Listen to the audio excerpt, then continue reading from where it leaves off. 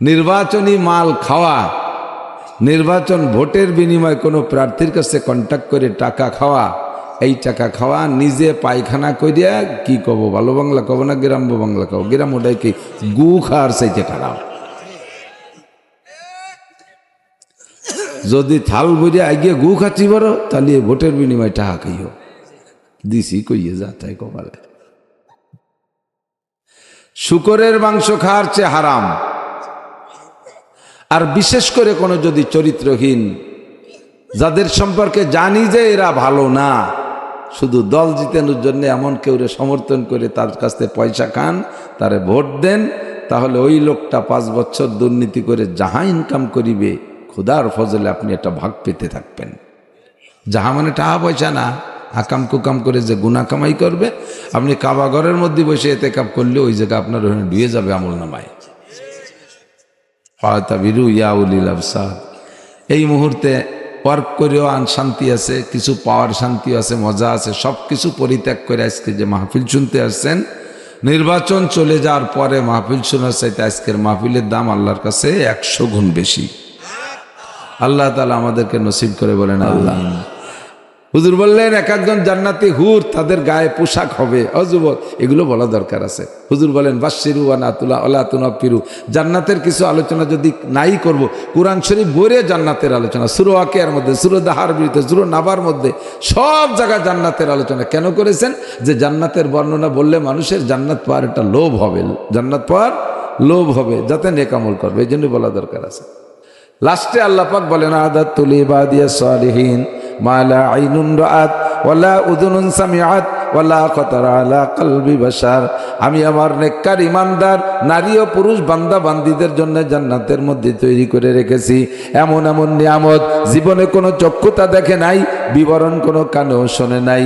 আর যদি উলামায়ে কিরাম দুই একটা বলে তা তাদের মেনে নিতেও কষ্ট হবে। এত সুন্দর কি করে হওয়া সম্ভব? সারা দুনিয়ার চিনির কলের যত চিনি উৎপাদন হবে, সব চিনি দিয়ে একটা নদীর পানি মিষ্টি করা যায় না। আর জান্নাতি একজন নারী জিহ্বা থেকে এক ফোঁটা থুতু ফেললে সারা দুনিয়ার সমস্ত পানি মধুর চেয়ে মিষ্টি হয়ে যাবে। কথাটা কত অসম্ভব। আল্লাহ পাক বলেন, ও বান্দা, এই জন্যই বলেছি ওয়ালা খাতারা আলা কলবি বাশার, তুমি একটু চোখ কান বুঝে বিশ্বাস করো।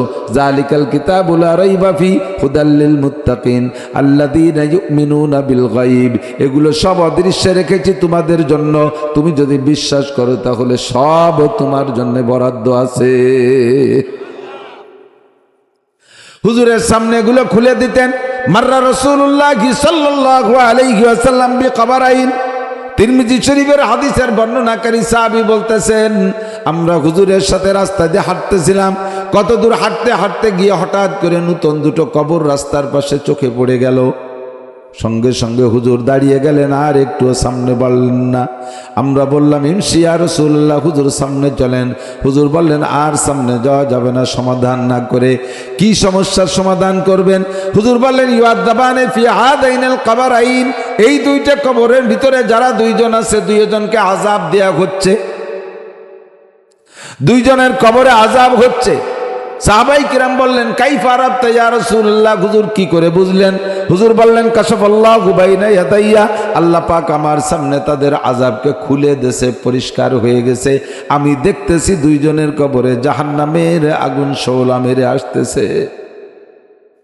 জাহান্নামের সাপ তাদের গলায় পেঁচানো দংশন করতেছে, কামড়াইতেছে। দুইজনই আমার উম্মত। আমার উম্মত সম্পর্কে আমি এমন বিপদের অবস্থায় দেখে কি করে আমি তাদেরকে সমাধান না করে, উদ্ধার না করে চলে যাই? আল্লাহু আকবার। হুজুর বললেন যাও দুইটা কাঁচা খেজুরের ডাল কেটে নিয়ে আসো। আমাদের দেশে কবরে কাঁচা খেজুরের ডাল কেটে দেয় না, এটা সুন্নাত, এটা দেবেন। হুজুর বললেন দুইটা কাঁচা খেজুরের ডাল কেটে নিয়ে আসো। দুইটা কাঁচা খেজুরের ডাল কেটে এনেকে মাঝখানে একটা একটা করে গেড়ে দিয়ে মাথা ফাইড়া দুই পাশে মাটি দিয়ে মিশাই দাও, মাটির সাথে লাগাই দাও। কি হবে হুজুর? হুজুর বললেন আমি দোয়া করছি, আর এই খেজুর গাছের পাতা যে কয়দিন সবুজ থাকবে সেই কয়দিন তাদের আযাব হবে না। তারপরে কি হবে? হুজুর বললেন আল্লাহ পাকের সিদ্ধান্ত হলো কেউকে যদি এক জগতে একবার ক্ষমা করে দেয়, কেউকে যদি এক জগতে একবার ক্ষমা করে দেয়, ওই জগতে আল্লাহ পাক আর তাকে কখনোই অ্যারেস্ট করে না। কন্যা সুবহানাল্লাহ। মরার পরে হাসরের মাঠে ওঠার আগ পর্যন্ত একটা জগৎ, তার নাম হলো আলমে বরজাক, আলমে কবর। এই কবরের জগতে খেজুরির ডাল গেড়ে দেওয়ার কারণে যদি আল্লাহ পাক তাকে এই ওসিলায় একবার ক্ষমা করে দেয়, কিয়ামত পর্যন্ত আর তারে শাস্তি দেওয়া হবে না। সাহাবায়ে কেরাম বলেন, ফামা বালুহুমা ইয়া রাসূলুল্লাহ, কোন কারণে তাদের দুইজনের আযাব হচ্ছে তা কি আপনাকে জানানো হয়েছে? হুজুর বললেন, হ্যাঁ, তাও আমাকে বলে দেয়া হয়েছে। একজন হলো আহাদুহুমা ইয়ামশি বিন নামিমা, একজনের স্বভাব হলো চগলখুরি করা। চগলখুর বুঝেন না? কথায় কাজে মিল নাই, টালটু বাল্টু করে, চগলখুরি করে, এর কথা ওর কাছে, ওর কথা ওর কথা ওর কাছে লাগালাগি করে। কিছু আঞ্চলিক মহিলা সাংবাদিক আছে, হ্যাঁ, মহিলা সাংবাদিক আছে না, আল্লাহু আকবার, কথা বানানোর গুরু মহিলারা। একটুক একটা কথা মহিলাকে পেটে দেবেন, এত বড় হয়ে বেরোবে। এক মহিলার পেটে একটা কালো বাচ্চা হয়েছে, কালো ছেলে। দেহে যে ওই বিটি আর এক বাড়ি, আরে আল্লাহ, নান টুরবোর পেটে কাউসার মতো একটা কালা সাল হয়েছে। সে বিটি যে কয়, এ নান টুরবোর পেটে বলে কাউসা হয়েছে, এবার সাল বাদ যে খালি কাউসা উঠিয়ে গেছে। উনরা যে যাকে কাছে বলতে চায় তাকে কাছে কয়, নান টুরবোর পেট দিয়ে যাহে যাইয়ে কাউ বলেছে।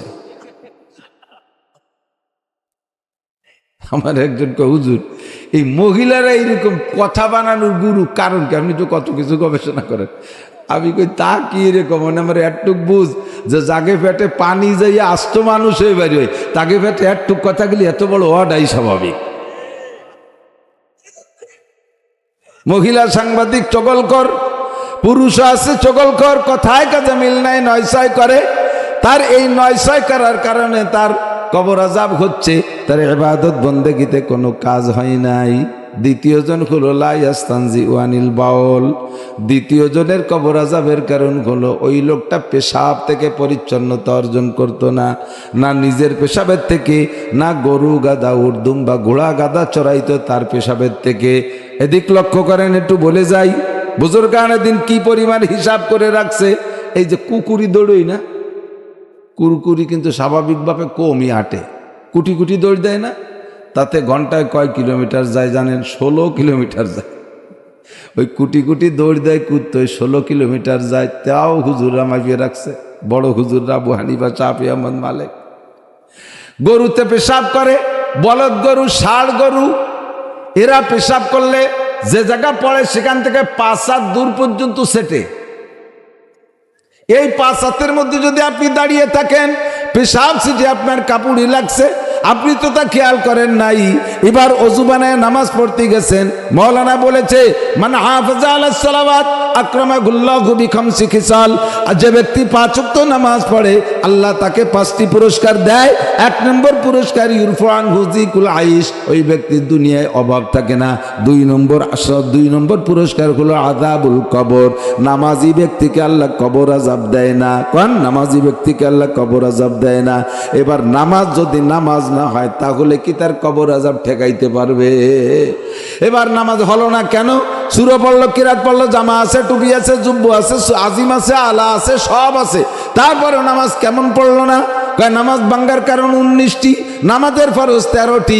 নামাজের 13টা ফরজের ভিতরে একটা ফরজ শরীর পাক, আর একটা ফরজ কাপড় পাক। বলেন, একটা ফরজ শরীর পাক আর একটা ফরজ কাপড় পাক। 13টা ফরজের যে কোনো একটা ফরজ ইচ্ছায় হোক আর অনিচ্ছায় হোক যদি নষ্ট হয়ে যায়, তাহলে আপনার পুরো নামাজ বাতিল।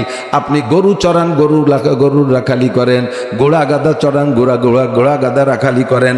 এই গরু ঘোড়া গাদায় যে পেশাব করছে, আপনি 3 হাত 4 হাতের মধ্যে ছিলেন, 5 হাতের মধ্যে ছিলেন, সিটে আপনার কাপড়ই লাগছে, আপনি খেয়াল করেন নাই, ওযু বানায় নামাজ পড়ছেন।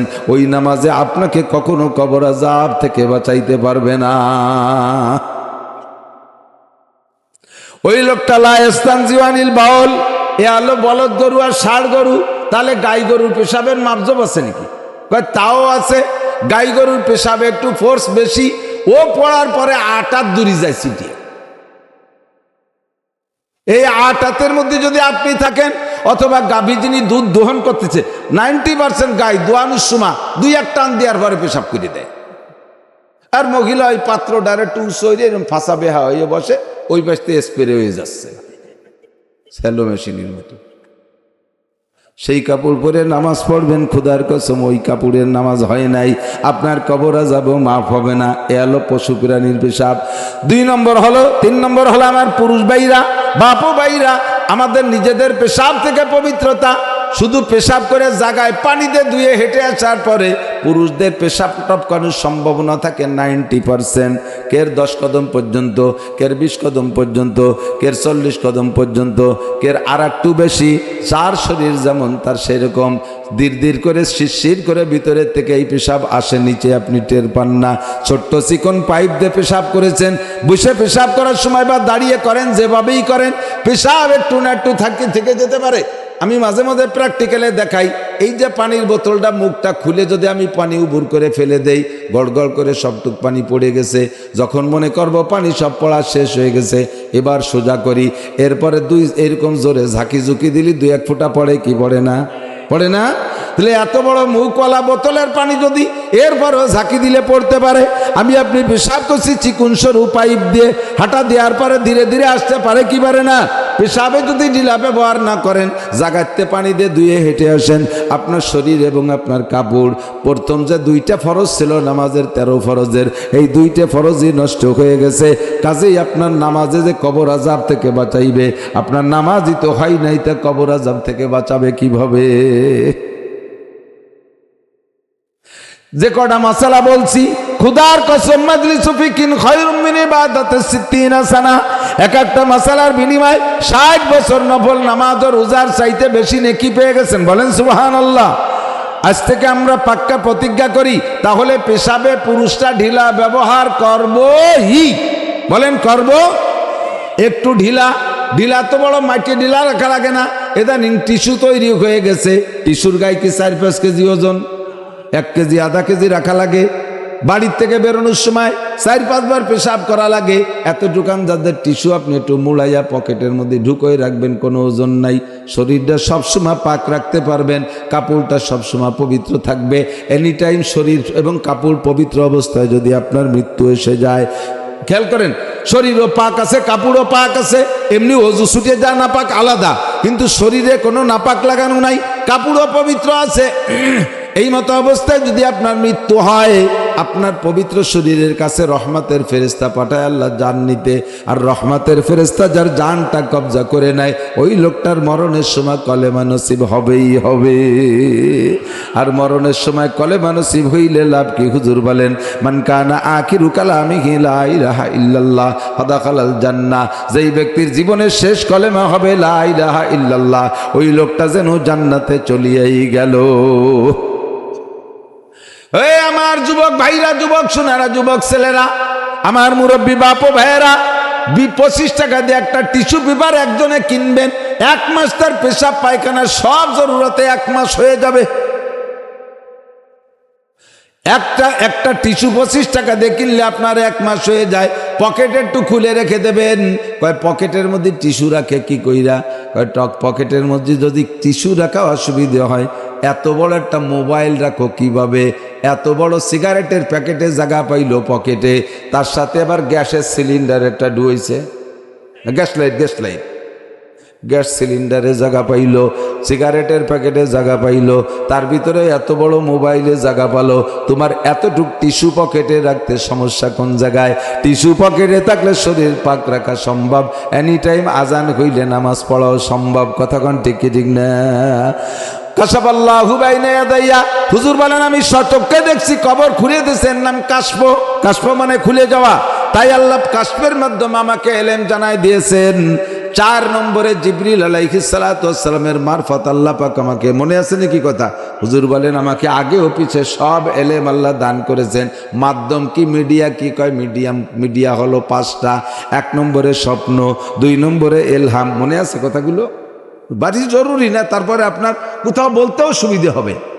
নবী এত বড় আলেম হইলেন কিভাবে, সেই কথা একটু বলি, চলে যাচ্ছে হজের দিকে। 1 নম্বরে স্বপ্ন, 2 নম্বরে এলহাম, 3 নম্বরে কাশফ, 4 নম্বরে জিব্রাইল। জিব্রাইলের মারফত নবী পাককে আল্লাহ ইলম শিক্ষা দিয়েছেন।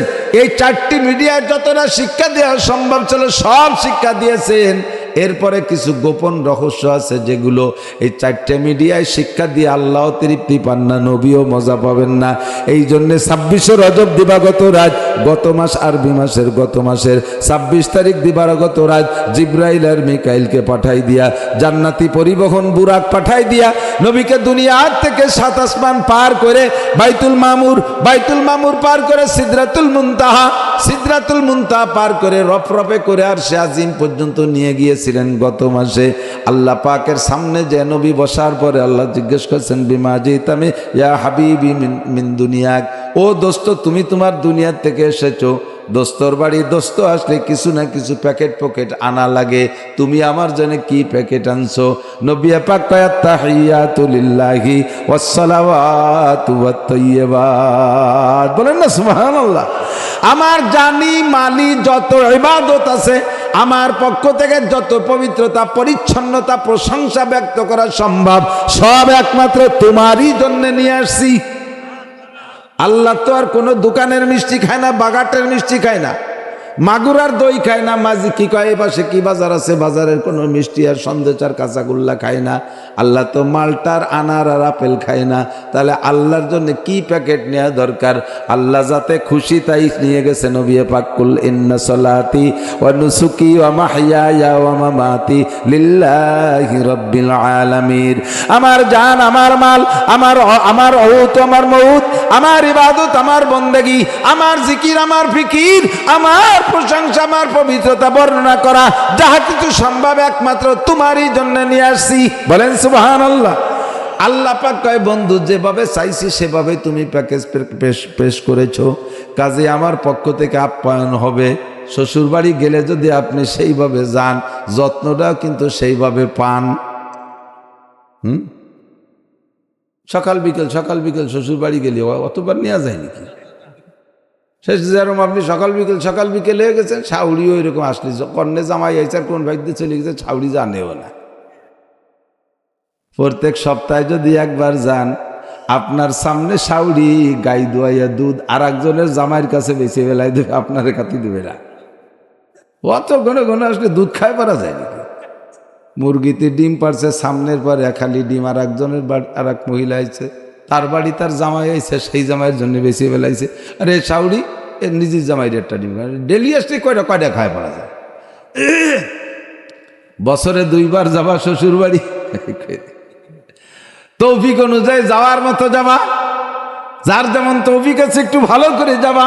শ্বশুর বাড়ি যার সময় পর্যাপ্ত নিয়ে যাবা, ওই বাড়িতে আনার নিয়েতে কেউ যাবা না, বরঞ্চ দিয়ে আসবা, খেয়ে খাওয়ায় আসবা। মিষ্টি মাছ মন্ডা যা সম্ভব ফল ফ্রুট নিয়ে যাবা। গোপনে শাউরির হাতে 2-5 হাজার টাকা সম্ভব হলে দিয়ে আসবা, না পারলে 100টা টাকা হলেও দিয়ে আসবা। শাউরির কাছ থেকে আনার চেষ্টা করবা না।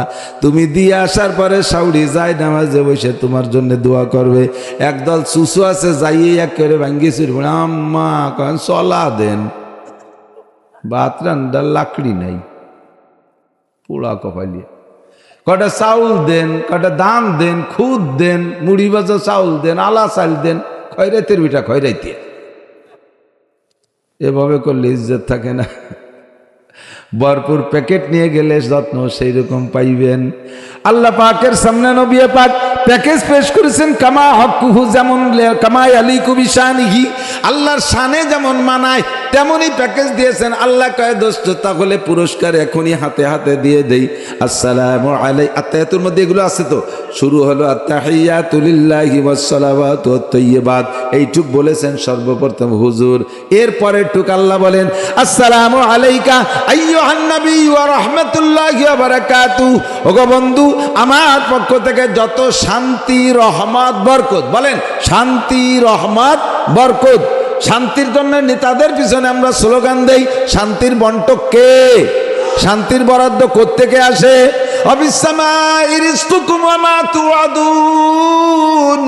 আসমান থেকে রিজিক আসে, আসমান থেকে আযাব গজব আসে। আল্লাহ যা ওয়াদা করে আসমান থেকে বরাদ্দ দেয়। শান্তি আল্লাহর কাছে, আল্লাহকে আমার পক্ষ থেকে শান্তি রহমত আর বরকত যা কিছু দরকার সব দোস্ত একা আপনারে দিয়ে দিলাম, আর কেউরে না, সব আপনারে দিলাম। আলাইকা মানে তোমার উপরে, আলাইকুমা মানে তোমাদের দুইজনের উপরে, আলাইকুম মানে তোমাদের সকলের উপরে। কিন্তু আত্তাহিয়াতুর মধ্যে মধ্যে কি আছে? আসসালামু আলাইকা। কা মানে তোমার একারে দিছে, আর কেউ রে না। এর মধ্যে আল্লাহ পাকের পরীক্ষার ট্রাই আছে। দেখি বন্ধু একা পাইয়া গোপনে অ্যাকাউন্টের মধ্যে ঢুকোই না কোনাকুনি বাড়ি চলে যায় নাকি। আমাকে নেতাকে, আঞ্চলিক নেতাকে বড় নেতারা ঢাকায় নিয়ে কত কিছু দেয়, তার খবর আমরা পাই না। ওই ব্যস্ত অ্যাকাউন্টে কানাডা পাঠাই দিয়ে বাড়ি আসে। সুবহানাল্লাহ। সত্যি কইছি না মিথ্যে কইছি? জম্মের সত্যি কথা কইছি। কপাল পুড়াইছে তো ওই জন্য রাতারাত কালেকশনের কারণে। আল্লাহ নবীকে আল্লাহ পরীক্ষা করেন। এবার নবী পাক রিসিভ করলেন কি ভাষা দিয়ে শুনে আশ্চর্য হবেন। আসসালামু আলাইনা ওয়া আলা ইবাদিল্লাহিস সালিহিন। আমার চুর নাই, তারপর একটা টান দিয়ে ফেলাইছে। পারি না। আল্লাহ যাদের সুর আছে তারা টান দেয়, শুনতিক দিলটা কাড়িয়ে নিয়ে যায়, পারি না। আল্লাহ পাক বললেন, বন্ধু তোমার জন্য শান্তি রহমত বরকত সব দিলাম। নবী কয়, আল্লাহ আমি একা নিতে পারবো না। আসসালামু আলাইনা ওয়া আলা ইবাদিল্লাহিস সালিহিন। আমার তোমার দেওয়া শান্তি রহমত বরকত তোমার নেককার বান্দাদের পক্ষ থেকে আমি গ্রহণ করলাম। কিয়ামত পর্যন্ত আমেরিকা থেকে জাপান পর্যন্ত যত মুমিন মুসলমান আসবে সকলের পক্ষ থেকে গ্রহণ করলাম। নবী আমাদেরকে বলেন নাই রাহমাতুল লিল আলামিন? আমার নবী সারা জগতের রহমত, সকলের জন্য রহমত কালেকশন করে নিয়ে আসছেন। দুইজনের কথা শেষ হয়ে গেল, আমদানি রপ্তানি লেনদেন। 8 জন ফেরেশতা ওয়া ইয়াহমিলু আরশা রাব্বিকা ফাওকাহুম ইয়াওমাইযিন সামানিয়া। আল্লাহ পাকের আরশ বহন করে রাখছে 8 জন ফেরেশতা। বহু দূরে দূরে, তারা কিন্তু দাঁড়ায় বেড়ে না যে এই রাস্তার ওই পাশে এরকম না, বহু দূর। এই দুইজনের কথোপকথন কেউ শোনে নাই, শুধু শুনছে ওই 8 জন। ওই 8 জন জায়গায় বসে কা আশহাদু আল্লাহ ইলাহা ইল্লাল্লাহ ওয়া আশহাদু আন্না মুহাম্মাদান আবদুহু ওয়া রাসূলুহু। দুইজন যা বলা বলি করছেন, আমরা 8 জন সাক্ষী। আশহাদু মানে সাক্ষী দিচ্ছি।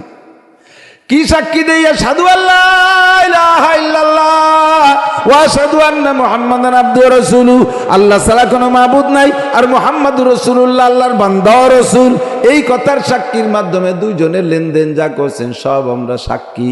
এর মানে এটা নয় যে ওই 8 জন সাক্ষী না থাকলে আল্লাহ আল্লাহর রসুল এই লেনদেন নিয়ে সিটারি বাটপাড়ি করবে, এরকম নাকি? কিন্তু উনরা সাক্ষী দিছেন, সাক্ষী হয়ে রয়েছেন, নিজেরা বলতেছেন। এই জন্য আত্তাহিয়াতুন নাম হলো তাশাহুদ, এখানে সাক্ষ্য প্রদান করা হয়। সামনের পর বসাইয়া আত্তাহিয়াতু শেষ, সূরা বাকারার শেষ 2 আয়াত নবী পাককে আল্লাহ নিজ জবানে পড়াই দিয়েছে।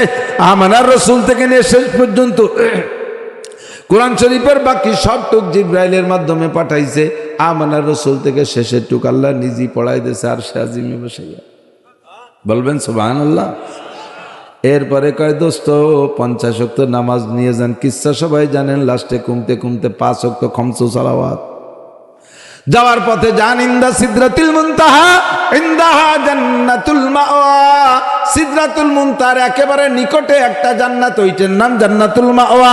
এরপরে একে একে 8টা জান্নাত আছে, সবগুলো আপনি ঘুরে দেখে যান, উম্মতকে বিবরণ বিশ্লেষণ যাতে কিছু হলেও বলতে পারেন। 8টা জান্নাত দেখানোর পরে 7টা জাহান্নাম। হুজুর একটু দেখে যান, যাইয়ে জাহান্নামের সাজা শাস্তি উম্মতরে একটু বইলেন, কোথায় কি দেখে গেলেন একটু বলবেন। এইভাবে বিস্তারিত যেটুক বাকি ছিল আর সে আজিমের বিশ্ববিদ্যালয় ভর্তি কইরা আল্লাহ পাক নিজে উস্তাদ হয়ে মুহাম্মদুর রাসূলুল্লাহ সাল্লাল্লাহু আলাইহি সাল্লামকে ছাত্র বানাইয়া একেবারে আমনা সামনা ফেস টু ফেস পড়াই দিয়েছেন। এই জন্য হুজুর বলেন, ওই দিন আমার আল্লাহ যা পড়াইছে, দুনিয়ায় পিছনে যা চলে গেছে আর সামনে কিয়ামত পর্যন্ত যা হবে, সব এলেম আল্লাহ পাক আমারে দান করেছে। এই জন্য গত মাসটা দামি, আর চলতি মাস লাইলাতুন নিসফি মিন শাবান, 15ই শাবান চলে গেছে। প্রত্যেকে মসজিদের ইমামের কাছে শুনেছেন, আর আমি ব্যাখ্যা বিশ্লেষণ বলবো না। সামনে যে মাসটা আছে সাইয়্যিদুশ শুহুর, জীবন ভরের ফাজাইল ও বারাকাত শুনেছেন। আমি তার থেকে 2-1টা বলি। নবী পাক যতদিন মক্কায় ছিলেন 13 বছর ছিলেন মক্কি নবুয়তি জিন্দেগি, 53 বছর জন্মের পর থেকে মক্কায় কাটাইছেন, 40 বছর চলে গেছে নবুয়তি পার আগে, নবুয়তি পার পরে আর 13 বছর। এই 13টা বছরের ভিতরে মাত্র শুধু ফরজ নামাজই মক্কায় থাকতে ফরজ হয়েছে, আর কোনো কঠিন হুকুম মক্কায় থাকতে ফরজ হয় নাই।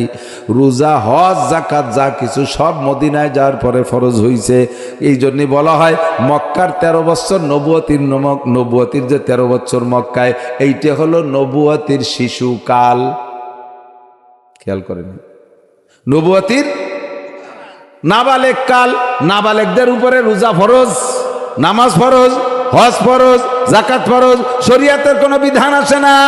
মক্কায় যে 13 বছর আসছে শুধুমাত্র নামাজটা ফরজ করেছেন, আর বাকি কোনো হুকুম আসে নাই। এই জন্যই বলা হয় নবুয়তির প্রথম 13 বছর মক্কি জিন্দেগি, এটা হলো নবুয়তির শিশুকাল, কঠিন কোনো মশলা আসে নাই। আল্লাহু আকবার। মদিনায় যাওয়ার পরে আল্লাহ পাক একে একে ফরজ করা শুরু করছেন। প্রথম যে কুবায় ছিলেন 7 দিন, ও জায়গা কুবা মসজিদ ভিত্তি স্থাপন করে তারপরে শুক্রবারে রওনা দিয়েছে মদিনার দিকে। মদিনার থেকে কি বলা হয়, কুবা থেকে মদিনা 3 কিলোমিটার। হাজী সাহেব যারা গেছেন তারা জানেন, কুবা থেকে মদিনা 3 কিলোমিটার। মাঝখান পর্যন্ত গেলে হেঁটে যাচ্ছেন, তখন তো দুনিয়ায় কোনো মসজিদ নাই। ওই জায়গা গেলে জিবরিল এসে কয়, হুজুর আজকে এখন থেকে জুমার নামাজ ফরজ শুরু হয়ে গেছে, জুমা ফরজ। কিভাবে পড়বো শিখাইতেছেন সিস্টেম। ফাঁকা মাঠের মধ্যে সাহাবায়ে কিরামদেরকে নিয়ে হুজুর খুতবা দিয়ে জুমা পড়লেন। এরপরে মদিনায় যাওয়ার পরে মসজিদে নববী নির্মাণ করলেন, যে জায়গা সর্বপ্রথম হুজুর জুমার নামাজ পড়েছিলেন ওই জায়গায় একটা মসজিদ নির্মাণ করা হয়েছে। ওই মসজিদটার নামই হলো জুমা মসজিদ। পৃথিবীতে সর্বপ্রথম ওখানে জুমার নামাজ ফরজ হয়, আর ওই মসজিদ সেই উপলক্ষে, এই জন্য মসজিদটার নাম হলো জুমা মসজিদ। মদিনায় যাওয়ার পরে এবার জিহাদের হুকুম আসলো। জিহাদ ফরজ, মক্কায় থাকতে জিহাদ ফরজ হয় নাই। একটু বলে যাই, খেয়াল করেন, আমরা জিহাদ জিহাদ বলে নাচি। জিহাদের একটা টাইম আছে, জিহাদের একটা অবস্থা আছে, একটা সময় আছে। ওই সময়ের আগে জিহাদ ফরজ না। নবী পাক মক্কায় থাকতে আল্লাহ জিহাদ ফরজ করেন নাই। মক্কায় যখন ছিলেন তখনও কয়েকশো কাফের মুসলমান হয়ে সাহাবা হয়ে গেছে। হযরত আবু বকর, উমর, উসমান, আলী, আরো বড় বড় সাহাবাই কিরাম কিন্তু মক্কায় থাকতে সাহাবা হয়ে গেছে। 100, 200, 500 হয়ে গেছে। সব হিজরত করে পরে মদিনায় গিয়েছিলেন। আল্লাহ পাক রব্বুল আলামিন নবী পাকের উপরে মক্কায় থাকতে জিহাদ ফরজ করে নাই। কয়কে জিহাদ ফরজ করলেন না কেন? আল্লাহ যদি ইচ্ছে করতেন নবী পাকের পর জিহাদ ফরজ করে হুজুরকে মাঠে নামায় দিতেন, যাও কাফেরের সাথে লড়াই করো, আমি হাজার হাজার লক্ষ লক্ষ ফেরেশতা দিয়ে তোমার সাথে সাহায্য করব। পারতেন কি পারতেন না? হাজার হাজার ফেরেশতা লাগে না, বিশ্ব মস্তান ফেরেশতা একজন আজরাইল। সব মস্তানের আলুয়া টাইট দেয় এক মস্তান। কতক্ষণ? একে টাইমে কোটি কোটি মানুষের জান নিতে আজরাইলের কি বছর ভরি সময় লাগে নাকি? মুহূর্তের মধ্যে নিয়ে যাইতে পারে। এই আজরাইলকে যদি বলতো তুমি একখান তরবারি নিয়ে কচু কাটা করবা খালি আমার রসুলের পক্ষে থেকে, তাতেই হয়ে যেত। হুজুর বলেন আল্লাহ বলেন আমি যেটা সাহায্য করব সেটা ভিন্ন, কিন্তু জিহাদের জন্য তোমাদের নিজেদের নগদ ফিল্ড তৈরি করতে হবে। ওয়াইদ্দু লাহুম মাসতাতাতুম মিন কুওয়া তুরহিবুনা বিহি আদুওয়াল্লাহ। চলে যাবো আজের দিকে, আমার দিক তাকান, এসে গেছে বলে গেলাম। তবে জিহাদ নফল না ফরজ? প্রয়োজন সবাইকে একটু স্বীকার করেন, জিহাদ নফল না ফরজ? প্রয়োজন যখন হবে, কখনো জিহাদ ফরজে কিফায়া, কিছু লোক জিহাদ করলেই বাকিদের জিম্মাদারি খালাস। যারা ময়দানে কাজ করবে তারা নেকি পাবে, যারা যুদ্ধ করবে নেকি তারা পাবে, বাকিরা গুনাহ থেকে বেঁচে যাবে। আর কখনো কখনো জিহাদ ফরজে আইন হয়ে দাঁড়ায়, সে সময় সাবালেগ নারী আর পুরুষকে এরই ঘরে বসে থাকার কায়দা নাই, সকলকে নেমে পড়তে হবে। প্রয়োজন যদি এরকম আসে, ডাক আসে, আমরা সকলে রেডি আছি তো? প্রস্তুত? জিহাদের জন্য সর্বক্ষণ মন রেডি রাখবেন। মক্কায় থেকে জিহাদের হুকুম আসে নাই, মদিনায় যাওয়ার পরে আল্লাহ জিহাদের হুকুম করলেন। এরপরে মদিনায় যাওয়ার পরে হুজুর মদিনার ইহুদিদেরকে দেখতেছে তারা মুহররমের রোজা রাখে। জিজ্ঞেস করলেন, হুজুর তোমরা কি রোজা রাখো? কয় আমাদের নবী মুসা আলাইহিস সালাতু ওয়াস সালাম মুহররমের 10 তারিখে ফিরাউন্ডে পানির মধ্যে চুবইয়ে মাইরিয়ে এবার নীল দরিয়ার উপার গেছে, তারপরে শুকরানা আদায় করেছিলেন রোজা, সেই রোজাটা আমরা আজ পর্যন্ত রাখি। নবী পাক বলেন, আনা আহাক্কু বি মুসা মিন বনি ইসরাইল, ও বনি ইসরাইল তোমরা মুসা নবীর সুন্নতের পর আমল করার ব্যাপারে যতটা অধিকারী, যতটা হক রাখো, আমি নবী তার চাইতে বেশি হক রাখি। কারণ মুসাও নবী, আমিও নবী, সে আমার নবুয়তি ভাই, তার আমল যদি তোমরা করো আমি কেন করব না? হুজুর এবার মুহররমের রোজা রাখলেন। পরবর্তী বছর মুহররমের রোজা আসার আগেই এবার রমজানের রোজা ফরজ করা হলো। হুজুর বললেন, রমজান যেহেতু আমাদের জন্য ফরজ করা হয়েছে, কাজী মুহররমের রোজা আর আমাদের জন্য ফরজ না, ওয়াজিব না, সুন্নত না, নফল। যে ব্যক্তি মুহররম মাসের 10 তারিখে রোজা রাখবে আর এরপরে রাতের বেলায় পরিবারের সদস্যদের কিনে উত্তম খানা তৈরি করে খাবে। হুজুর বলেন, মান ওয়াসালা আলিহি ফিন নাফকাতি ইয়াউমা আশুরা ওয়াসাল্লাহু আলাইহি সাইরা সানাতিহি। মুহররম মাসের 10 তারিখে রাতে একটা রোজা রাইখে যে ব্যক্তি দিনের একটা রোজা রাইখে রাতের বেলা উত্তম খানা খাইবে পরিবারের সদস্যদেরকে নিয়ে, আল্লাহ পাক ওই ব্যক্তিকে আগামী 1 বছর রুজির বরকত বাড়াইয়া দিবে।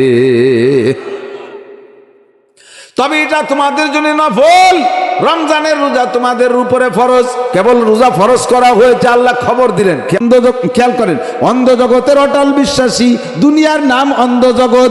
অন্ধ ব্যক্তি যেমন কিছুই দেখতে পারে না, গভীর অন্ধকারের মধ্যে চৌকালারা যেমন কিছুই দেখতে পারে না, দুনিয়ার নাম অন্ধ জগৎ। এখানে বসে আল্লাহকে দেখা যায় না, এখানে বসে জান্নাত জাহান্নাম দেখা যায় না, পুলসিরাত দেখা যায় না, হুরগেলমান দেখা যায় না, হাসর নাসর দেখা যায় না, মিজানের পাল্লা দেখা যায় না।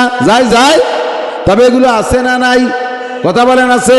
আরে ভাই, আল্লাহ আছে, হাসর হবে, মিজান আছে, পুলসিরাত আছে, পার হইতে হবে, জান্নাত আছে, জাহান্নাম আছে।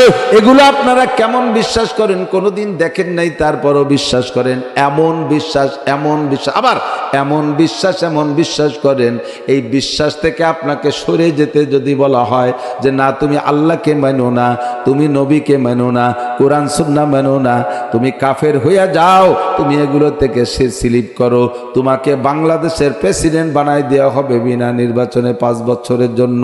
রাজি আছেন কেউ? আছেন কোন আল্লাহর বান্দা?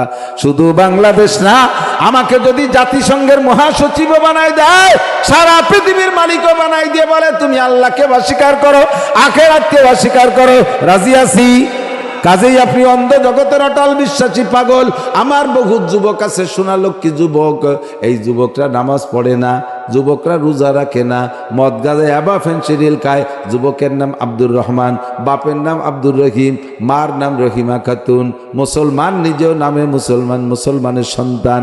অজু নাই, গোসল নাই, কোরআন নাই, কিতাব নাই, কিচ্ছুই পড়েও না, জানেও না, বোঝেও না, মানেও না, আমলও করে না। কিন্তু এমন বেডঙ্গা যুবকের সামনে যদি যুবকের মুখম কেউ থাকতে পারে এর ভিতরে, এমন যুবকের সামনে যদি কোনো হিন্দুর বাচ্চা আল্লাহর কোরআনকে পদদলিত করে, আল্লাহকে বলে কটূক্তি করে আর গালি দেয়, আমার নবীর চরিত্র নিয়ে যদি সমালোচনা করে কানে আসে, তাহলে বলেন এই যুবক কি ধৈর্যের সাথে চুপ করে দাঁড়াই থাকতে পারবে?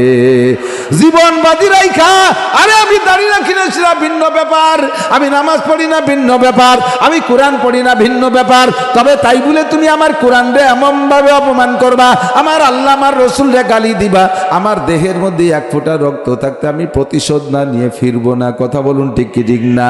ও যুবক, তোমার নামই হলো অন্ধ জগতের অটল বিশ্বাসী পাগল। মদিনায় না যাওয়ার পরে নবী আল্লাহ পাক মানুষকে সম্বোধন করার জন্য যে আয়াতগুলো নাজিল করেছেন, ওই আয়াতের শুরুতে ডাক দিয়েছেন কি কইয়া? ইয়া আইয়ুহাল্লাযীনা আমানু। আর মক্কায় থাকতে যে ডাক দিয়েছেন সে ডাক ছিল ইয়া আইয়ুহান নাস, ইয়া আইয়ুহান নাস ইত্তাকু রাব্বাকুমুল্লাযী খলাকাকুম মিন নাফসিন ওয়াহিদা। এমন করে বহু আয়াতের শুরু দেয়া আছে ইয়া আইয়ুহান নাস, হে মানব জাতি। ওই সময় হিন্দু, বৌদ্ধ, খ্রিস্টান সকলকে সামনে নিয়ে আল্লাহ আহ্বান করেছেন। মক্কা থেকে মদিনায় নবী হিজরত করে যাওয়ার পরে এবার আল্লাহ আহ্বানের ভাষা পাল্টায় দিয়েছেন। আল্লাহ কয় ইয়া আইয়ুহাল্লাযীনা আমানু, শাব্দিক তরজমা হলো হে ওই সকল মানুষ যারা ঈমান গ্রহণ করেছো, আর এর তাত্ত্বিক তরজমা হলো হে অন্ধ জগতের অটল বিশ্বাসী পাগলরা, তোমরা পাগল, পাগলের কাজ যে কাম তোমরাও দেখতেছি সেই কামই কর। আবার খেয়াল করেন, এদিক ওদিক খেয়াল করলে হবে না। চলে আসছে জায়গা মতো, ওয়াজ আলো গাই দোয়ানোর মতো, শুরু দিয়ে পানাতে হয়, শেষে যে দোয়াতি হয়। বিনা ফানানুতে বান ধরে টান দিলি বান ছিঁড়ে যায়, দুধ বেরোয় না। ওয়াজের শুরুতে যাইয়েই আসলটুক কোয়া যায় না, আগে সাজায় গুজায় শেষে যে দোয়াতিয়া চলে আইছি, দোয়ানুর কাছাকাছি বানানো ফিরে অর্ধেক হয়ে আইছে। আল্লাহ পাক ডাকতে বলে, ইয়া আইয়ুহাল্লাযীনা আমানু, হে আমার অন্ধ জগতের অটল বিশ্বাসী পাগলরা। পাগল কইলেন কেন? পাগলে স্বাভাবিক নিয়মের ব্যতিক্রম চলাফেরা করে। কতক্ষণ দেখবেন এই রাস্তায় যে পাগল হাঁটে, বুড়ি জোরে হাঁটতেছে, কেমন যেন কোটি কোটিটার ক্ষয়ক্ষতি হয়ে যাচ্ছে, চাইতে হাঁটছে, ঠেয়ানুর জন্য যাচ্ছে, হঠাৎ করে গাছতলা ব্রেক করে শুয়ে রয়েছে। কতক্ষণ নিজের ঘরে আগুন লাগাই দিয়া পরের ঘরের আগুন নিবে, এর নাম পাগল। মারে ভাবি কয়ে ডাকে, বউরে বউরে মা কয়ে ডাকে, যত উল্টো পাল্টা। রাস্তার ছেঁড়া কাপড়ের পুরন শুকনো গোবর দিয়ে বস্তা ভরে, অথচ হাতে 1000 টাকার নোট দিলি পরাত পরাত করে টানি ছিঁড়ে বেলায় দেয়। এর নাম হলো পাগল, ঠিক না?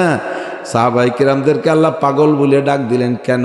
কয় মক্কায় যারা আছে, তার মক্কা থেকে যারা হিজরত করে মদিনায় আছে তারাও পাগল। মক্কায় দামি দামি জায়গা জমি, ব্যবসা বাণিজ্য, এমনকি স্ত্রী পরিজন সন্তানও ফেলাই তুইয়া আল্লাহর মহব্বতে নবীর প্রেমে পড়ে মদিনায় চলে আসছে। এমন এমন জায়গায় জায়গা ফেলায় আসছে, যেই জায়গার 1 ফুট জায়গা কিনতে 1 ফুট স্বর্ণ লাগে। একেবারে কাবা ঘরের গায়ে, কাবার পাশ দিয়ে সাহাবায়ে কেরামদের বাড়ি। যারা হাজী সাহেব গিয়েছেন মসজিদে আবু বকর বাবে আব্দুল আজিজের থেকে মিসফালার দিকে নামতে, শুরুতে যে বিশাল বিল্ডিং মনে হয় 40 তলা হবে, 1 বিঘের মতো জায়গার উপরে বিশাল বিল্ডিং। এই বিল্ডিংটা হযরত আবু বকরের বাড়ির জায়গায়। ও জায়গা এখন জায়গা কিনা বেচা হয় না। যদি কেউ কিনতে চায় 1 ফুট জায়গা কিনতে 1 ফুট স্বর্ণ দিলেও বিক্রি হয় না। এমন দামি জায়গা, সুখের সব কিছু ব্যবসা বাণিজ্য ছেড়ে ফেলাই দিয়া একেবারে খালি হাতে মদিনায় চলে গেছে। ঘর নাই, বাড়ি নাই, ছেলে নাই, মেয়ে নাই, বউ বাচ্চা সব ফেলাই গেছে। এর চাইতে বড় পাগলামি কিছু হতে পারে নাকি? কথা বলেন। এই যদি কয়, হে আমার অন্ধ জগতের অটল বিশ্বাসী পাগলরা। এবার মদিনার যে আনসাররা ইনাদেরকে আশ্রয় দিয়েছেন, তাদেরকে আল্লাহ কেন পাগল বললেন? তারাও পাগলামি করেছে। নিজে কম খাইয়াই মুহাজির ভাইদেরকে পেট পুরে খাওয়াইছে, নিজের না শুয়ে বাইরে শুয়ে বাইরে ঘরে শোয়াইছে। দিতে দিতে দিতে দিতে সব 2 জন সাহাবার মধ্যে হুজুর উখুয়াত তৈরি করে দিয়েছেন। আরবিতে কয় উখুয়াত, বাংলায় বলে ভ্রাতৃত্ব। হুজুর বলছেন একজন আনসারকে একজন মুহাজিরের সাথে সম্পর্ক করে দিয়ে কয়, এইটা তোমার ভাই, তোমার আপন ভাই যদি না খেয়ে থাকে তাহলে তুমি কি সহ্য করতে পারবা? তুমি খাবার, ভাই খাবে না তা যেমন হবে না, নিশ্চয়ই ভাইরে 1 লোকমা দিয়ে তুমি খাবা। এইটা তোমার ভাই, তুমি খাইলে সেও খাবে, তুমি পড়লে সেও পড়বে, তুমি ঘুমাইলে সেও ঘুমাবে। একভাবে সব কিছুর ভাগ দিতে হবে। আনসার সাহাবারা সব কিছু মেনে নিয়েছে। কন্যা সুবহানাল্লাহ। এক আজীব ঘটনা, এটা এক জায়গা না, আরো কয়েক জায়গা ঘটছে। এক সাহাবা এসে কইতেছে, হুজুর আমার সাথে যে বাইরে ভাই বানায় দিয়েছেন, যা যা দিয়ার সব তো দিছি, কিন্তু আমি একটু জানি অনুভব করতেছি উনি তো মক্কায় থাকতে বউ ছিল, উনি তো আসার সময় সে বাবিরে নিয়ে আসতে পারিনি। একটা লোক জীবনও বিয়ে না করে একভাবে জিন্দেগি কাটায় দিতে পারে, কিন্তু একটা লোক যদি একবার বিয়ে করে, এর বউ যদি তালাক হয়ে যায় বা মরে যায়, এরপরে কিন্তু বউ ছাড়া থাকতে পারে না। কতক্ষণ একটা মহিলা সারা জীবন বিয়ে হবে না, এভাবে জিন্দেগি কাটায় দিয়ে দেবে। কিন্তু একবার যদি স্বামী স্পর্শী হয়, তারপরে স্বামী মারা যাক বা তালাক হয়ে যাক, তারপরে কিন্তু অস্থির হয়ে যায়, বিয়ে না করে আর পারে না। তো অনেক সাহাবা আইছে বিয়ে ছাড়াই, তারা একভাবে রয়েছে। কিন্তু আমার এই ভাই তো বউ ছিল, কিন্তু বউ আনতে পারিনি, সব তাই তো দিলাম, এটার কি আর যায় হুজুর? হুজুরকে মিয়া দেওয়া আল্লাহ দিন দিলি পারে, ওরা বিয়ে শাদী করবে, কবে করবে? ওনার তো কষ্ট হবে, আপাতত একটা খেদমত করবো নাকি হুজুর? হুজুরকে তা কি কয়, আমার 2টি বউ আছে, একটা দিয়ে দিই। আজ তো পাগল না খন্দি। হুজুরকে মিয়া টাকা পয়সা খাবার দাবার সব বউ দেয় কি এরিয়া? কয় যে হুজুর উতাল্লিক ওয়াহেদাতান, একটারে তালাক দিয়ে দেব, ইদ্যত পালন করার পরে ভাইয়ের সাথে বিয়ে করাই দেব। হুজুর কয় তোমার প্ল্যান বড় সুন্দর, শরীয়ত সম্মত বুদ্ধি খাটাইছো। আতালাল্লাহু উমরাক ওয়া বারাকাল্লাহু ফি হায়াতিক, আল্লাহ তোমার হায়াতে বরকত দিক, তোমার লম্বা হায়াত দান করুক। তুমি সুন্দর সিদ্ধান্ত নিয়েছে, এভাবে যদি হয় করতে পারো। এবার বাসায় গেছে, যে দেখে নিজেরই তো জানা আছে, বউ তো দুটি একদিনই বিয়ে করে নাই, একটা বিয়ে করছে 20 বছর আগে, একটা বিয়ে করছে 20 বছর পরে। পরেরটা তো নতুন আছে, তাজা আছে, ইয়াং আছে, সুন্দরী আছে, আর আগেরটা তো বুড়ি হয়ে গেছে, ঢিলা ঢালা হয়ে গেছে। কোনডারে তালাক দেবে আর কোনডারে ওনার সাথে বিয়ে দেবে, নিজেই দুশ্চিন্তার মধ্যে পড়ে গেছে। ইতিমধ্যে আয়াত মনে পড়ছে, কুল্লু জাদিদিন লাযীজুনের পর, যে সব নতুনের মধ্যে স্বাদ বেশি। আর আল্লাহ কয় লান তানালুল বিররা হাত্তা তুনফিকু মিম্মা তুহিব্বুন, যে জিনিস তুমি নিজে পছন্দ করো ওইটা দান না করা পর্যন্ত নেকি পাইবা না। বউ যদি দানই করতে হয় তাহলে বুড়িটা না নতুনটা? কথা কয় না, নতুনটা দিতে হবে। বুড়িটা দান করার চাইতে নতুনটার তোমার নতুনটার প্রতি আকর্ষণ বেশি, টান বেশি, ওইটা না দিলে নেকি পাইবা না। সাথে সাথে ভাবলেন আমি বুড়িডারে তালাক দিলাম, ভাই যদি সেটা পছন্দ করে বিয়ে না করে সে আর এক ঝামেলা, অথবা আমি নতুনডারেই তালাক দিলাম। যদি তার নজর আবার বুড়ির প্রতি পড়ে থাকে তাহলে তো নতুনডারে সে বিয়ে না করলে দুই সমস্যা হলো, একদিকে ও বিয়ে করলো না, এদিকে আমার বউও ছুটে গেল। কাজে দুই ডেরে সাজাই গুজাই সামনে চেয়ারে বসাই দিয়ে কই, ভাই তুমি লাইক দাও। ফেসবুকে লাইক না, ওই একই লাইক। তুমি পছন্দ করো যেটা তুমি পছন্দ করবা ওইটা তালাক দিয়ে তোমার সাথে বিয়ে করাই দেব। পাগলামি কারে কয়? আল্লাহু আকবার। এবার ওই সাহাবা কি কয় নাকি, মুখ দিয়ে কয় যে হ্যাঁ আমি তাহলে নতুনটাই নেবো। পরের বউ সাইডে দিচ্ছে, তাই কি কয়া যায় যে নতুনটা আমারে দাও? যা দিচ্ছে তাই তো আলহামদুলিল্লাহ। কিন্তু মুখে কিছু না বইলা বলতে পারতেছে, মনে কয় ভাই তাড়াতাড়ি কন, বেলা চলে যাচ্ছে, রাত বেশি হয়েছে। কয় না কি কব, লজ্জা লজ্জা হতেছে। তো মুখে কিছু বলেন নাই, কিন্তু উনি দেখার ভিতর দিয়া বুড়ির দিকে তাকায় যদি একবার, নতুনটার দিকে তাকায় দুইবার। ওই আনসার সাহাবা ফলো করছে, লজ্জাতে হয়তো মুখে বলতেছে না, কিন্তু তার নজরে প্রমাণ করতেছে, নতুনটারে লাইক দিছে। কোনো কথা নাই, কয় ভাই তোমার কথা কওয়া লাগবে না, ফাতাল্লাকতু হা, আমি আমার বউডারে তালাক দিয়ে দিলাম। এই বলে কয় 3 মাস 13 দিন পরে তোমার সাথে বিয়ে হবে। আল্লাহ। এবার বিয়ের তালাক হয়ে গেছে, বিয়ের জন্য 3 মাস 13 দিন, তো 3.5 মাস লাগবে ইদ্যত পালনের। পরে বিয়ে যেদিন হবে সেই দিন বলতেছে ভাই বিয়ে তো করব, কিন্তু দেন মোহর পরিশোধ করার মতো তো টাকা পয়সা নাই। বউরে বিয়ের পরে যেই বিয়ের সময় যে টাকাটা লিখতে হয় দেন মোহর, ওইটা কি দেয়া লাগে না খালি লিখতে হয়? দেয়া লাগে, ফরজ না ওয়াজিব? দেয়া লাগে, দেখছেন সবাই। ও আমরা বাসর রাত্রি মাপ চাইয়ে নিছি, দুদু ভাষায় ছালা বান্ধে যাইও, বাড়িতে শুয়ে পড়বা গোড় জ্বালা। দুনিয়ার থেকে বাসর রাত্রির মাপ কোনো মাপ না। ও বুড়ি পুলসিরাতের পর দাঁড়াই ব্যারিকেড দেবে, বুড়ো কুম্বিজনিল্লা দাঁড়াও এখানে, নো টাক বাটুস্কু, তার বি ইংরেজি মিশিয়ে কথা হবে না, দাঁড়া টাকা বেলা। তুমি আবার কইতে সময় টাকা চাও, কয়েকে 40 বছর ভাঙ্গা কাঁঠালের মতো খাইছি জাম্বাই ফাঁসি শ্যাম্বাই, লাইলাওয়া নাহারা দিনে রাতে সুযোগ সব কিছু দিছি, আমার টাকা ফেলা। হ্যাঁ তুমি আনে টাকা দিয়ে কেরবা, ব্যাংকা ব্যবসায় পড়েছে। কয় টাকায় পুলসিরার উপরে দাঁড়াইয়ে এনতে নিচে জাহান্নাম, তো পুলসিরা তো জাহান্নামের উপরে, এই জায়গা ছাড়িয়ে দেবো, নিচেই পুড়িয়ে ছাই হয়ে যাবে, তবু টাকা ফেলা। আল্লাহ কয় ফেরেশতারা ও জায়গা যানজট হয়ে গেল, কিরম করে ঘন ঘন হয়ে গেল, কয় জায়গা ভিড় খেয়া, কয় যে এক বুড়ি সে ব্যাগ করে এক বুড়োর গলা চিবে দোষে টাহা ছাড়া আগে দিচ্ছে না, দেন মোহরের টাহা পাবে। কয় দেও তাই, কয় টা তো আনি নি, কাফনের কি পকেট আছে নিজে, টাকা পয়সা তো আনি নি। আইনুদ্দিন আজাদ গায় না, এত টাকা রাখবা কোথায়, কাফনের তো পকেট নাই, ঠিক না? দেন মোহরের টাকা হয়তো নিয়ে যান নাই, দেবেন কোত্থেকে? আল্লাহ পাক বলবে বুড়োর আমলনামা থেকে বুড়ির আমলনামায় প্রত্যেক 2 পয়সার বিনিময়ে 700 রিকাত করে নামাজ কেটে দাও, ট্রান্সফার করে দাও। 100 পয়সায় 1 টাকা, তার 2 পয়সায় 700 রিকাত।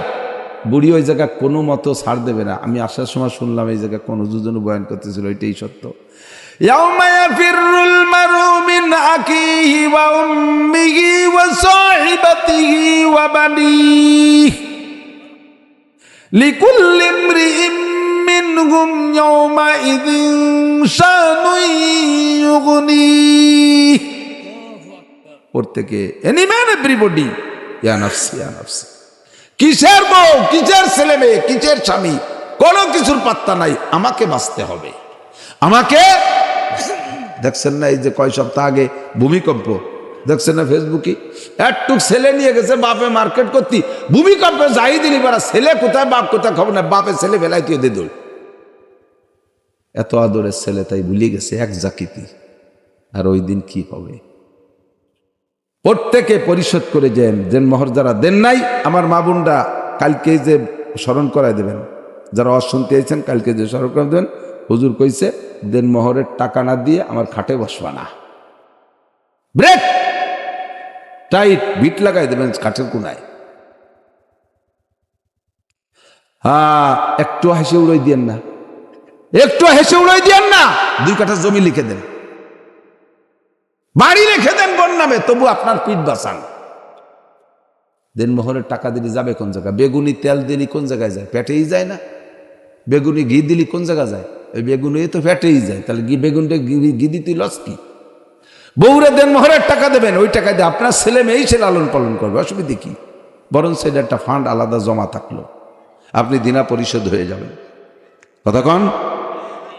কালকেই এই টাকাগুলো পরিশোধ করে দিয়ে দেবেন। আমার দেন মোহর 25,000 টাকা। বাহি বিয়ের শেষে নগদ দিতে পারিনি সে সময়। তো আলহামদুলিল্লাহ কয় বছর পরে বউ দিয়ে বেলাইছি, 1 কোটিটার বেশি দিয়ে দিছি।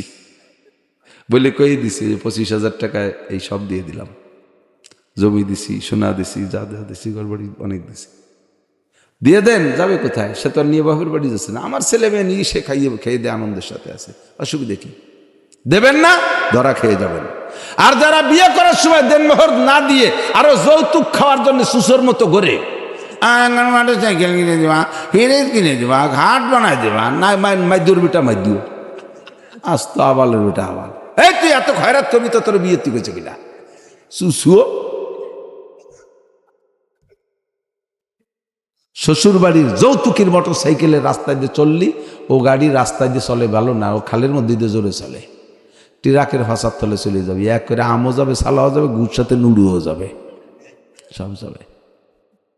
কালকেই যাইয়ে শ্বশুরে আব্বা 100 বার কয়ে তসবিদের, আব্বা আব্বা আব্বা আব্বা 100 বার তসবিদের মাপ চাইয়ে আব্বা কইয়ে গাড়িখান ফিরিয়ে দিয়ে আসবে। এরপরে যদি সাজিয়ে দেয় নিয়ে এসো, সমস্যা নেই।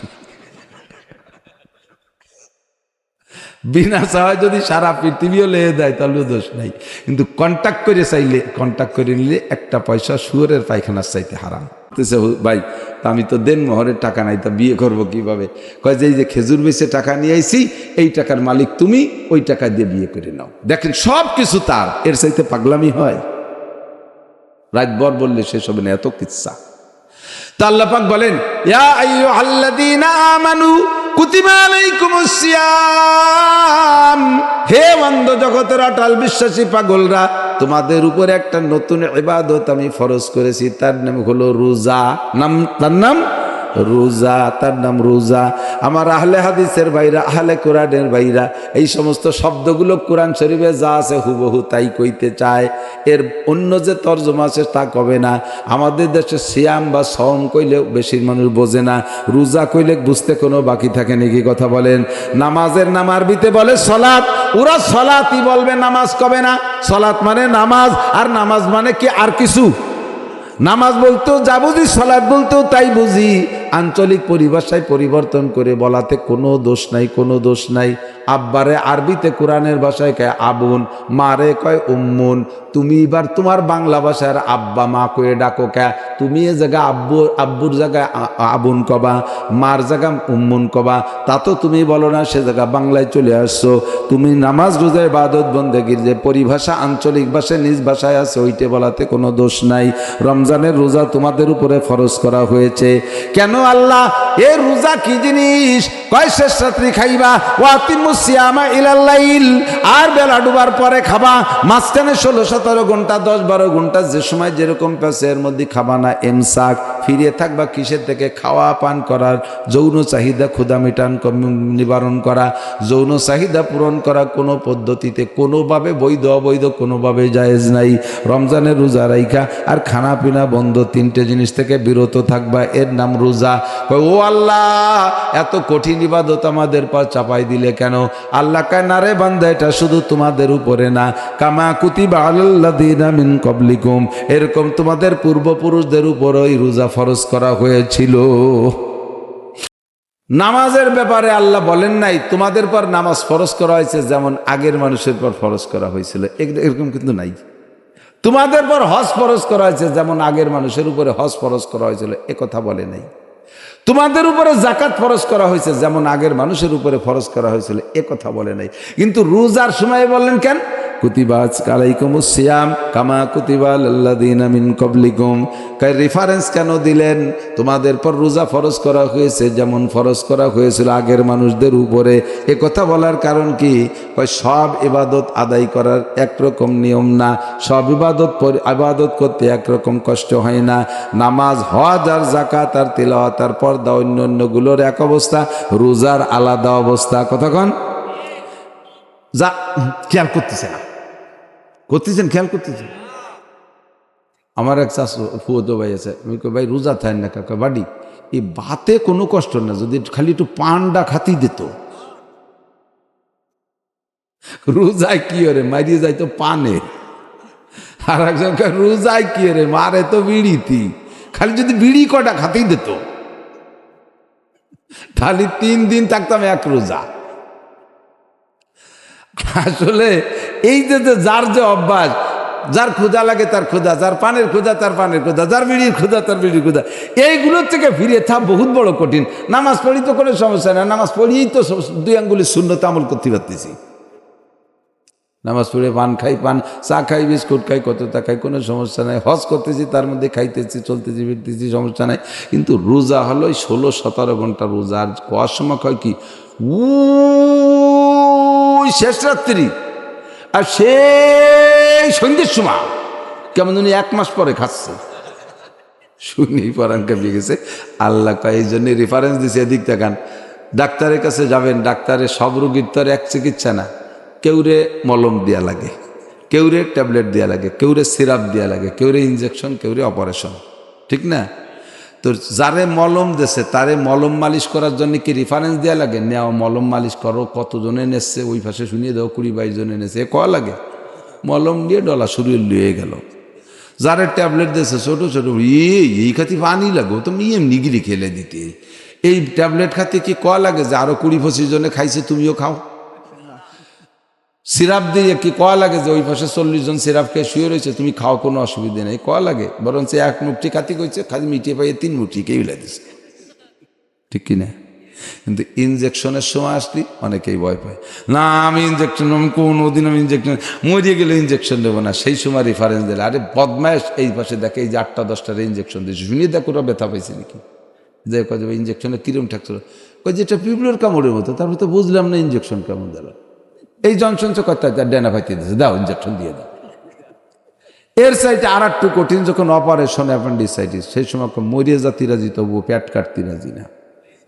অপারেশন আমি করবোই না, আমি বুড় বাবা, আমি মরি যাবানি। সেই সময় নিয়ে গেছে এদিকে, এই পাশে 30 জন শুয়ে রয়েছে অপারেশনের। শোনুক কাছে শোন, যে শোনুরা কি কয়, যে কয় যে ভাই তোকে এই অপারেশনে কিরম ঠেকছিল, কয় যে একটা ইঞ্জেকশনটা টের পাইছি। পরে এক বিটি এসে আমার সাথে এদের দিয়ে গল্প করতেছে, ওইদের দিদি কি দিকে বলেছে কি সুটের হয়নি। যখন এই সাহস দিয়েছে, কয় ঠিক আছে তাই কাটেন। কতক্ষণ? নামাজ, ট্যাবলেট, হজ, সিরাপ, তারপরে জাকাত, মলম, কথার কথা বলছে আর কি। তো এসব ইবাদত করতে ওই রকম গায়ে বাঁধে না। যখনই কইছে রোজা, ওই সময় খাতি হবে, আমি পারবো না, আমার আলো ঘন্টা না খালি বিস্কুট খাই, চানার যুগ আমি না খেয়ে পারবো না।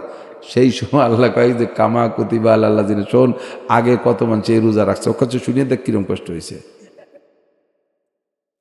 বুঝতে পারছেন?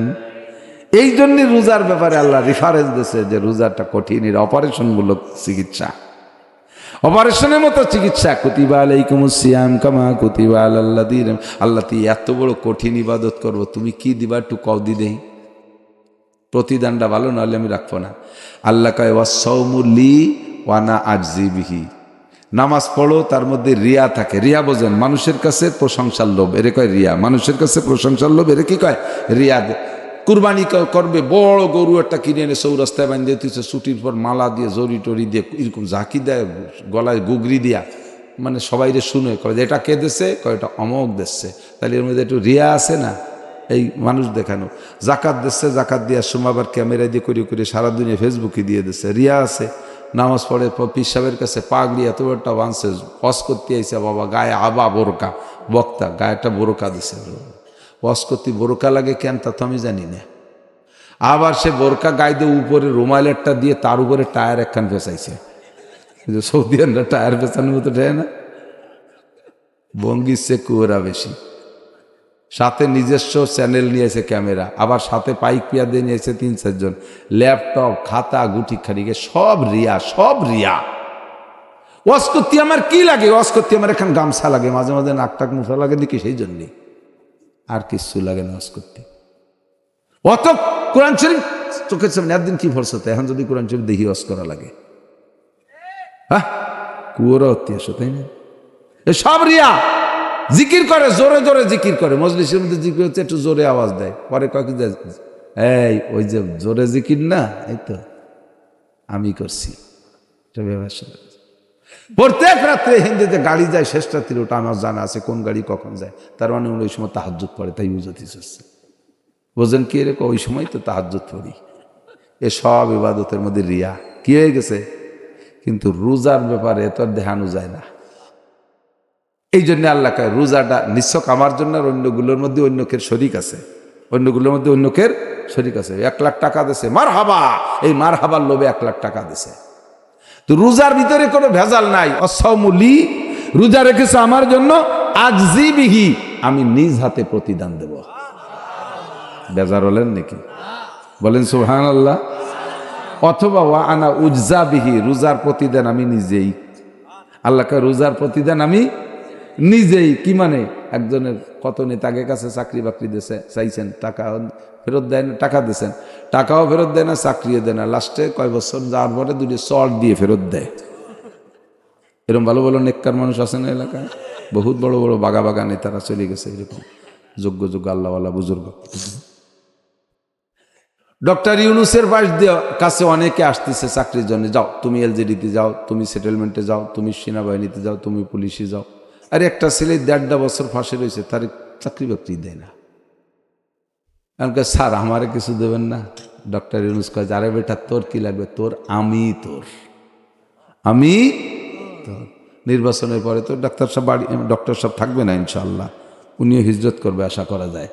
সেই সময় ওরে সাথে নিয়ে চলে গেলে আমেরিকা, হয়ে গেল এহেপাদে আগাসারা।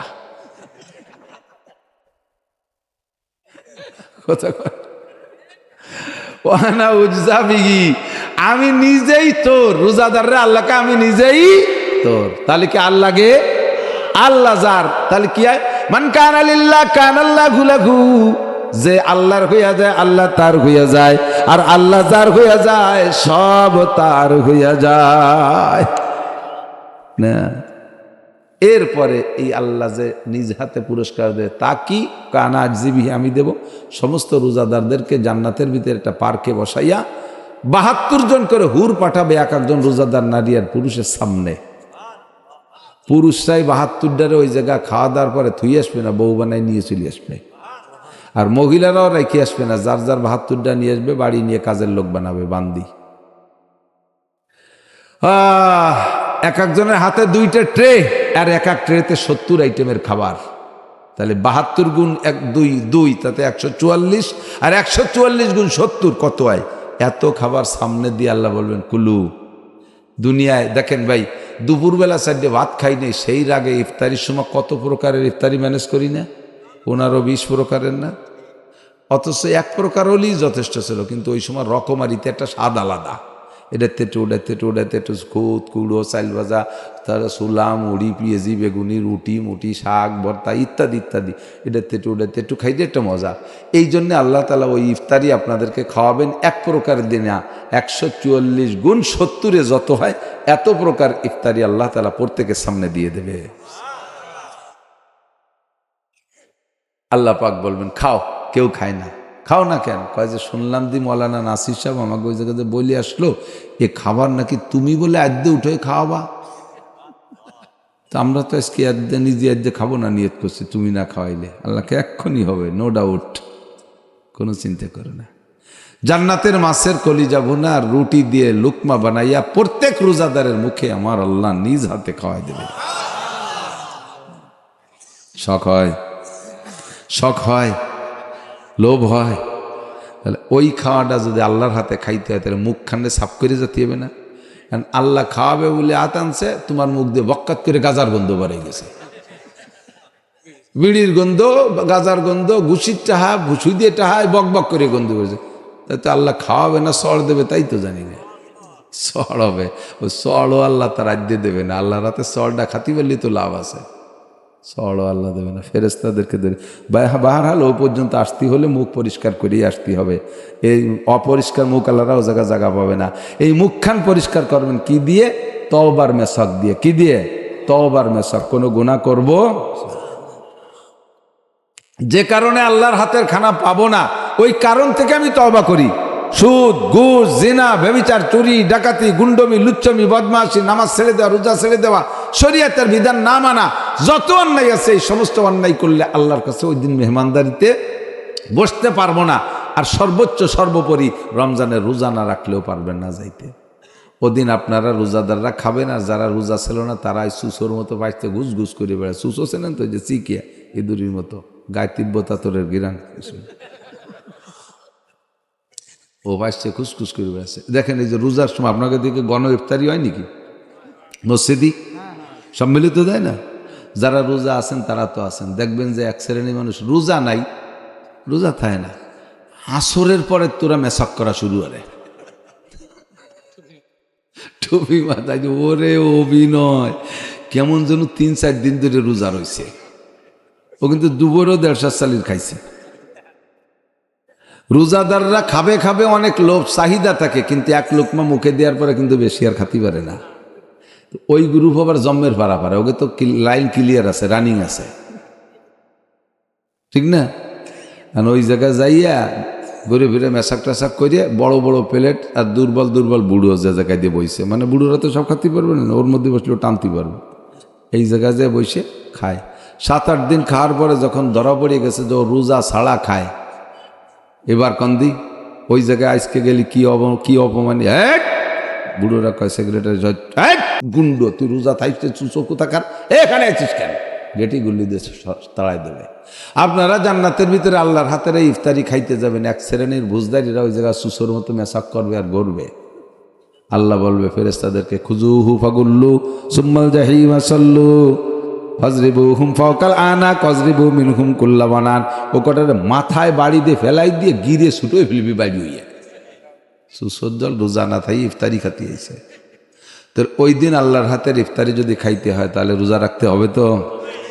এবার আল্লাহ পাক বলেন, এলো খবর দিচ্ছি যে রোজা ফরজ করা হয়েছে, কিন্তু কবের থেকে কীভাবে রাখতে হবে এটা কিন্তু এই আয়াতের মধ্যে বলে নাই। এরপরে যাই বলতেছে কবের থেকে রোজা, হুজুরের কাছে সাহাবাকে জিজ্ঞেস করছে, হুজুর রোজা কবের থেকে? হুজুর রোজা দিয়েই কবের থেকে আসুক, দিয়ে উপরের থেকে আসবে না খবর। এর মধ্যে এলাকায় ফামান শাহিদা মিনকুমুশ শাহরা ফালইয়াসুম, যারা রমজান পাইবা তারা রোজা রাখবা, যারা রমজান পাবা তারা রোজা রাখবা। এই রোজার ফরজ হুকুম অজীব হয়েছে, ফরজ হয়েছে। এবার রমজানের রোজা রাখলে এ তো আখেরাতের লাভ, দুনিয়ার লাভ কি বা আখেরাত জড়াইয়া। আল্লাহ নবী বলেন, মান সামা রমাদানা ঈমানান ওয়া ইহতিসাবা গুফিরা লাহু মা তাকাদ্দামা মিন যামবিহি।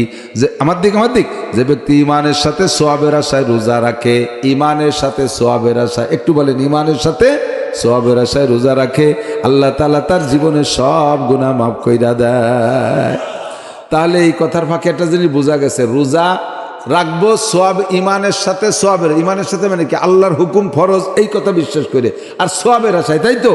কয় যে এই নিয়ত ছাড়া আবার অন্য কোনো নিয়ত আছে নাকি? আছে, অবশ্যই আছে। একজন রোজা থাকে না, আজকে রোজা, তুই তো রোজা আর অভ্যাস না, আজকে যে রোজা কয় চেয়ারম্যানকে বাড়ি ইফতারির দাওয়াত,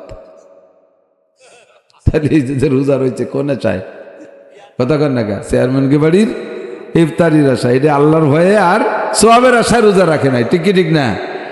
তুমি তো দাড়ি রাখতে না, যে দাড়ি রাখছো যে দাঁড়িয়ে ভালো হইতে দেয়, কয় যে এই বয়সে দাড়ি না রাখলে মানসি কি কয়, তাহলে এই যে দাড়ি রাখছে এটা আল্লাহর কি, আল্লাহ কি কয় সেই জন্যে না, মানসি কি কয় সেই জন্যে। কতক্ষণ তাহলে এই রোজা কি আল্লাহর জন্য হয় না, ইমানের সাথে সোয়াবের জন্য। তুই তো আগে নামাজ পড়তেন, এখন তো মসজিদে নিয়মিত নামাজ পড়, কি ওরব বিটি গেজালায় বাড়ি তার কায়দা আছে নাকি? তাহলে এই যে মসজিদে আসে এটা আল্লাহর জ্বালায় না, কাকে জ্বালায়? বিটিকে জ্বালায়। এই নামাজ আল্লাহর জন্য না, ভালো করে মনে রেখেন। হুজুর বলেন কামিন সাইমিন লাইসা লাহু মিন সিয়ামিন লা জমা, হাজার হাজার রোজাদার আছে, তাদের রোজায় শুধু ক্ষুধার কষ্ট পিপাসার কষ্ট ছাড়া কোনো ইনকাম নাই। এই যে যত পুরস্কারের কথা মাওলানা নাসির বলল, এর একটা পুরস্কার ওই সমস্ত রোজাদাররা পাবে না। রোজা রাখবে তাদের ভূতের উপসার পিপাসার কষ্ট। লাইসা লাহু মিন সিয়ামি ইল্লা দমা। সাহাবায়ে কেরাম বললেন হুজুর তারা কারা? হুজুর বলেন ইয়াসুমুনা ওয়া লা ইউসাল্লুন, নামাজ রোজা ঠিক রাখে কিন্তু রোজা রাইখা নামাজ পড়ে না, এরকম রোজাদারও আছে না নাই? রোজা রাখে নামাজ পড়ে না, রোজা রাখে ওক্তিও পড়ে তো তারাবির নামাজ পড়ে না, তাদের রোজায় ভূতের উপর ছাড়া কোনো লাভ নাই। ইয়াসুমনা ওয়ালা ইউসাল্লিনা, মহিলারা রোজা রাখে কিন্তু নামাজ পড়ে না, এরকম ধার্মিক মহিলা আছে না নাই? কথা বলেন। এই রোজায় কোনো কাজ নাই ভূতের উপর ছাড়া।